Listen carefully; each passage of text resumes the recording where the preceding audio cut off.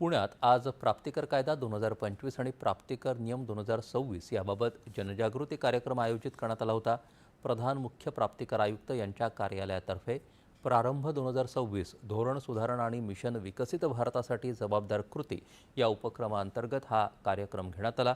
1 April 2026 पासून लागू झालेल्या नवीन प्राप्तिकर कायद्यानं जुन्या प्राप्तिकर कायदा 1961 ची जागा घेतली असून करप्रणाली अधिक सोपी, पारदर्शक आणि डिजिटल करण्यासाठी हा बदल केल्याचं यावेळी सांगण्यात आलं. यामुळे कर भरण्याची प्रक्रिया सुलभ होणार आहे.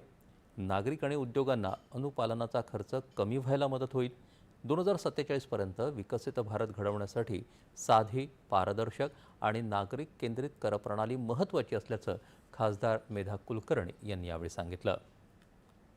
नागरिकांना आवाहन करेन की टॅक्स सिंपल झालेला आहे. तुम्ही पण आता माहिती घेऊ शकता की टॅक्स कशा रीतीने लागलेला आहे. मोठे सॅलरीड एम्प्लॉईज असतील किंवा एंटरप्रेनर्स असतील, इंडस्ट्रियलिस्ट असतील, तर सगळ्यांसाठी हे आव्हान आहे की जास्तीत जास्त लोकांनी टॅक्स भरला पाहिजे. टॅक्स भरल्यानंतर आपल्या देशाची प्रगती होते. देशाची प्रगती या टॅक्सपेयर्सच्या कॉन्ट्रीब्युशनवर सुद्धा अवलंबून असते. तर त्या दृष्टिकोनातून टॅक्स भरा आणि अतिशय चांगल्या पद्धतीने आपणही समजून घेऊ शकाल की टॅक्स कशा रीतीने आणि कसा कॅल्क्युलेट केला गेलेला आहे.